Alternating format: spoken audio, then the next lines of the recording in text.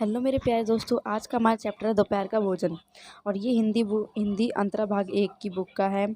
आइए इसकी विधा देखते हैं। विधा है इसकी एक कहानी है और इसके कहानीकार हैं अमरकांत जी, जिनका जन्म सन 1925 को उत्तर प्रदेश के बलिया जिले के भगलपुर नामक गांव में हुआ था। उनका वास्तविक नाम है श्री राम वर्मा और उनकी रचनाएं हैं जिंदगी और जोंक, देश के लोग, मौत का नगर, मित्र मिलन, कुहासा आदि। उपन्यास है सूखा पत्ता, पराई डाल का पंछी और सुखजीवी, बीच की दीवार, काले उजले दिन, ग्राम सेविका, इन्हीं हथियारों से आदि। और इनकी जो साहित्यिक विशेषता है कि अमरकांत नई कहानी आंदोलन के प्रमुख कहानीकार हैं, यानी कि नई कहानी आंदोलन के, ठीक है। और चित्रात्मकता, यानी कि चित्रात्मकता मतलब कि हम इनकी कहानियाँ पढ़ते तो हमारे सामने चित्र आते हैं कि हाँ ऐसा हुआ था, ऐसा हुआ था। आइए इनकी भाषा शैली देखते हैं। इनकी जो भाषा शैली है वो अधिकांश कहानियों में बोलचाल की सहज सरल भाषा का प्रयोग है, कि जो भाषा हम आम बोलचाल की भाषा बोलते हैं उन भाषा का प्रयोग किया इन्होंने।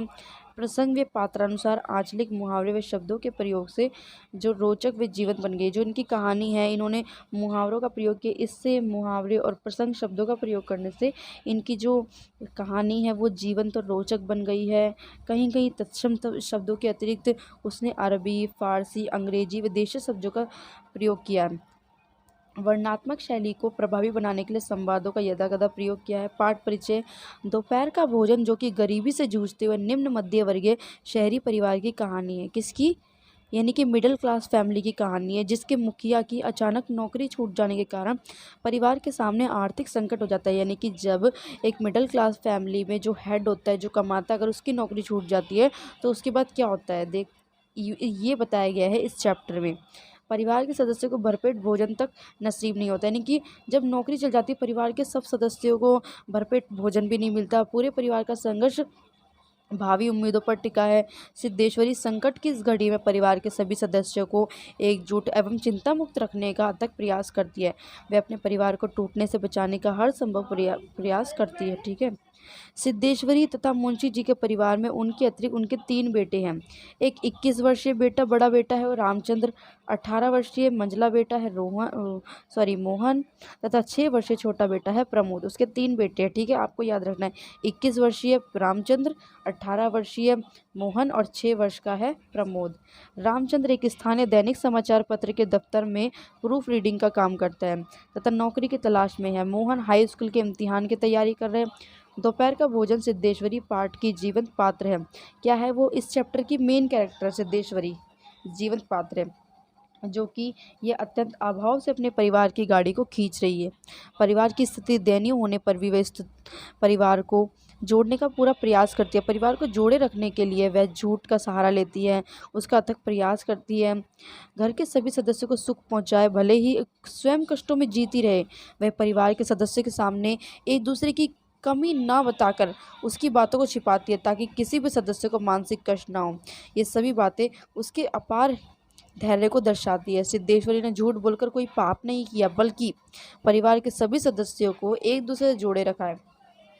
ऐसा झूठ जो किसी भलाई के लिए बोला जाए, उसे बोलने में कोई बुराई नहीं। यानी कि सिद्धेश्वरी जो कि परिवार के सदस्यों को जोड़ने के लिए झूठ बोलती है, यानी कि एक दूसरे की तारीफ़ करती है। जब भी कोई सदस्य आता है मतलब घर का खाना खाने, उससे उसकी तारीफ़ करती है कि वो तुम्हारी तारीफ़ कर रहा था, जिससे कि उनको ऐसा ना लगे कि हमारे घर में खाना नहीं है और हम सब एक दूसरे की बुराई कर रहे हैं।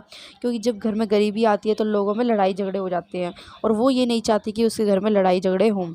घर के सभी सदस्य रामचंद्र, मोहन तथा मुंशी जी बारी बारी भोजन खिलाते हैं। सभी बनी बनी इस वास्तविकता से परिचित है कि घर में पर्याप्त भोजन नहीं है, यानी कि सबको ये पता है कि घर में मतलब पर्याप्त भोजन नहीं है। वे सभी कुछ ना कुछ बहाना बनाकर आधे पेट ही भोजन करके उठ जाते हैं, ठीक है। रामचंद्र के भोजन के दौरान सिद्धेश्वरी मंझले बेटे बेटे मोहन की पढ़ाई की झूठी तारीफ करती है। वह मोहन से झूठ मूठ कहती है कि रामचंद्र उसकी प्रशंसा करता है। वो क्या कहती है मोहन से? कि रामचंद्र जो है उसकी प्रशंसा करता है। मुंशी जी से वह झूठ बोलती है कि रामचंद्र उन्हें देवता के समान मानता है। मकान किराया नियंत्रण विभाग के क्लर्क के पद से उनकी छटनी हो चुकी थी और आजकल मुंशी जी काम की तलाश में हैं। मुंशी जो भोजन करते समय सिद्धेश्वरी से नज़र चुराते हैं, उन्हें मालूम है कि घर में भोजन बहुत कम है और वह स्वयं को इस स्थिति का जिम्मेदार मानते हैं। भोजन के दौरान सिद्धेश्वरी एवं मुंशी जी असंबद्ध बातें करते हैं, जैसे बारिश का ना होना, मक्खियों का होना, फूफा की बीमारी तथा गंगा शरण बाबू की लड़की की शादी, यानी कि ऐसी बातें करते हैं जिनका उस काम से कोई रिलेशन ही नहीं है। क्यों करते हैं? ताकि हम उस बात को भूल सकें, मतलब उस बात की तरफ हमारा ध्यान ना जाए। हालांकि इन बातों का कोई मतलब नहीं है, फिर भी ये सभी बातें पाठ से जुड़ी हुई है। ये बातें उनके मन की व्यथा है, जीवन के अभाव आदि को दर्शाती है। इन बातों को याद करके शायद वे मूल विषय यानी कि गरीबी का अभाव से बचना चाहते हैं तथा अपने दुखों को कम करना चाहते हैं। सिद्धेश्वरी पर्याप्त भोजन न होते भी सदस्यों से और भोजन लेने का आग्रह करती है। ऐसा करके वह घर के सदस्यों को गरीबी एवं अभाव का एहसास नहीं होने देती। वह सदस्यों की एक दूसरे के विषय में झूठी तारीफ करके गरीबी, अभावग्रस्त एवं संघर्षपूर्ण वातावरण में भी उन्हें एकजुट तथा खुशहाल रहने की कोशिश करती है। सबको भोजन करवाने के पश्चात सिद्धेश्वरी जब स्वयं भोजन करने बैठती है तो उसके हिस्से में क्या है, थोड़ी सी दाल, जरा सी चने की तरकारी तथा मात्र एक रोटी आती है उसके बट में। यानी कि सबने जब उसको खाना खिला दिया तो देखो उसके बट में एक रोटी आ रही है और थोड़ी सी सब्जी। तब उसे अचानक अपने सबसे छोटे प्रमोद का ध्यान आता है, जिसने अभी तक भोजन नहीं किया। तब वो जब खाना खा रही होती है तब याद आता है कि मेरे बेटे, सबसे छोटे बेटे प्रमोद ने तो अभी तक खाना नहीं खाया। तो वो आधी रोटी तोड़कर प्रमोद के लिए रख देती है तथा शेष आधी लेकर भोजन करने बैठ जाती है। पहला घास मुंह में रखते ही उसकी आंखों से टप टप आंसू गिरने लगते हैं, उसकी विशेषता को बयान करते। यानी कि बताओ, कोई औरत जो कि आधी रोटी खा के अपना गुजारा चला रही है और उसको इस बात का दुख हो रहा है कि वो अपने परिवार को भरपेट भोजन भी नहीं दे पा रही है। यानी कि कितना संघर्ष है इस सिद्धेश्वरी महिला के अंदर। अपने परिवार से कितना प्रेम करती है, फिर भी अपने परिवार को पर्याप्त भोजन नहीं दे पा रही, तो उसको दुख हो रहा है। यहीं पर हमारा चैप्टर खत्म होता है। अगर आपको वीडियो अच्छी लगे तो लाइक कीजिए, शेयर कीजिए और मेरे चैनल को सब्सक्राइब